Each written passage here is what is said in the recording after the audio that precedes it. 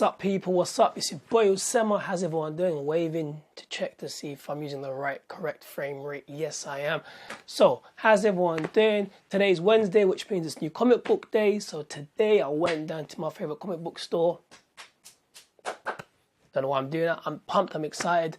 Of course, the store being Forbidden Planet to cop 2 comic books. So one of them I didn't actually cop. I read it in the store, and I'm going to be basically purchasing it tomorrow. And the one I did cop today was basically this. Spider-Man, basically. Amazing Spider-Man issue 3. Like, really, really love this book. So, first of all, today was a big, big day for Marvel Comics, or the Marvel brand in general. Finally, after a very, very long time, the Fantastic Four have returned to the comics once again. Written by Dan Slott, illustrated by Sarah Pashili. Pashel, I can never pronounce her name. Literally, Dan Slott was actually in Forbidden Planet today.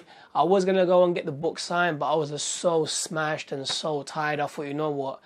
Let me just come back tomorrow and grab the comic, and hopefully there'll be signed copies. If not, at least I'll have a copy of Fantastic Four issue 1.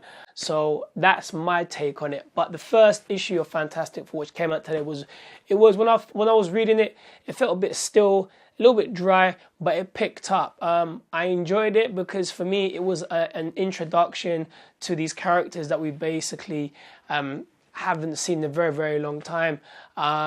It was cool, very emotional at times, very subtle, but very, very cool and very, very nicely written. To see Dan Slott write in this book, it's gonna be different because I'm used to Dan Slott writing, The Amazing Spider-Man. So I'm looking forward to see how his take on the Fantastic Four goes throughout this whole run. But we start this book off with the Fantastic Four being Sue Richards, Mr. Fantastic, Reed Richards, and the kids, in the other part of the galaxy, in the last current event being, Secret Wars, they literally disappeared from the whole, universe and started creating the new Marvel multi-universe. So they never made it to Earth. The only characters that made it to Earth and were on Earth was the Benjamin Grimm and the Human Torch. And in this comic book, basically, we find that they're on opposite sides in the sense of where Ben Grimm has given up hope that he will never find Reed Richards and basically Sue Allen, the Invisible Girl. And while Johnny Storm, the Human Torch, is basically saying no, I have hope. I'm going to look for them. They're alive. Reed Richards, he's the smartest man in the world. Like, he'll find a way. He can't be dead.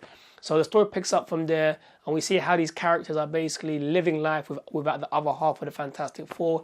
And it kicks off and it builds from there to the second issue, which ended in a very, very cool note. Second book to review. This book here is so dope, so amazing. So, Amazing Spider-Man issue 3. So, in the last issue, we find out basically that Peter Parker has been split by a machine.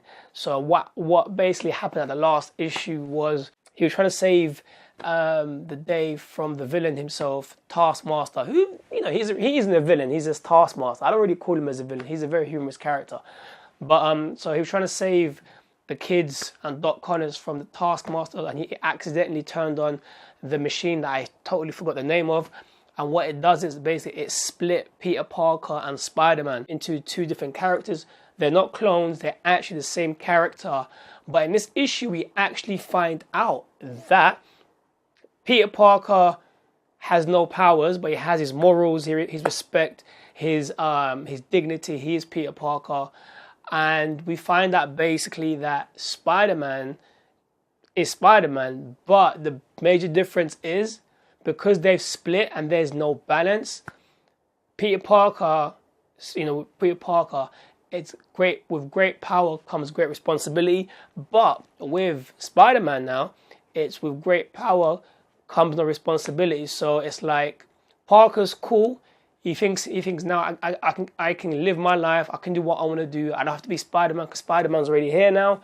But then he finds out that his other half is actually really irresponsible and doesn't carry the substance and the meaning of what made Peter Parker Spider-Man. So it's really cool to see, like, these characters being split, the exact people, same substance, but they're actually missing they're missing the parts that makes them whole and makes them one, and the story kicks off from there. It's a really good book. It's a really good read. I really enjoyed it. I hope every single person out here cops it. Amazing Spider-Man issue 3. What did you think of basically the new Amazing Spider-Man comic book? That's if you cop the comic book. And of course, question of the day, evening, morning, whatever time zone you're basically at.